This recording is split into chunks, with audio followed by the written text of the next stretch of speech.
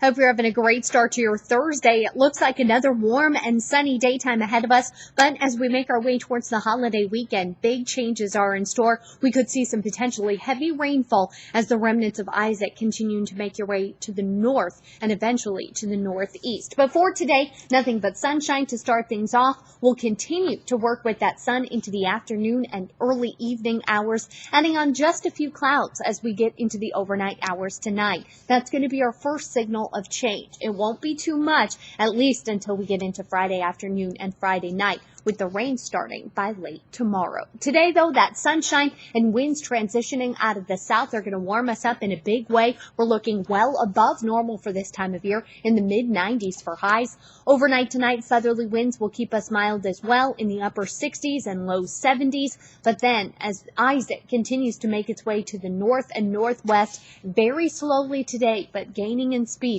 as we get into Friday, and then eventually coming through central Illinois as we head into Saturday. You can see all of those different colored lines. Those are the potential tracks that center of low pressure created by Isaac could take. Those are all of the different computer models we use when developing a forecast for the track of this storm. You can see a handful of them move to the north near Chicago and possibly near central Illinois, but a handful of them are also transitioning down to the south. And this is important to note because near that center of low pressure, we'll see the heaviest possible rainfall. So the closer the center is to us, the more rain we could see into Saturday and Sunday. It could be as much as 3 to 6 inches in the heaviest parts of the storm. But again, if it travels further down to the south, we may only get an inch out of it at most, or maybe even less than that. So we have to take a look at the path of the low pressure over the next couple of days, monitor the potential forecasts,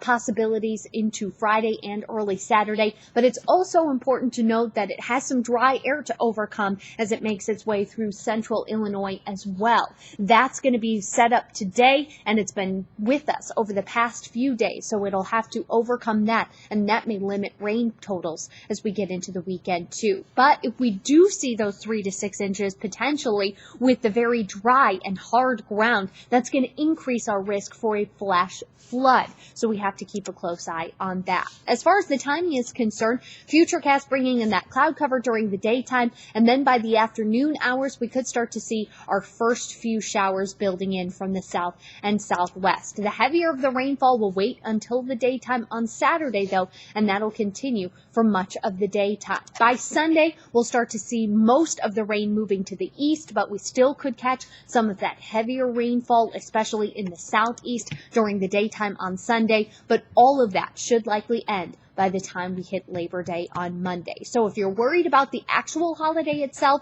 it won't be too bad with partly cloudy skies and highs in the mid-80s. But if you are traveling this weekend, especially on Saturday, it could be a bit of a rocky road for you. By Tuesday, we'll see sunshine, but Wednesday and Thursday, a very unsettled upper-level weather pattern moves in. That's going to bring a bit more cloud cover back to the forecast and cooler temperatures by the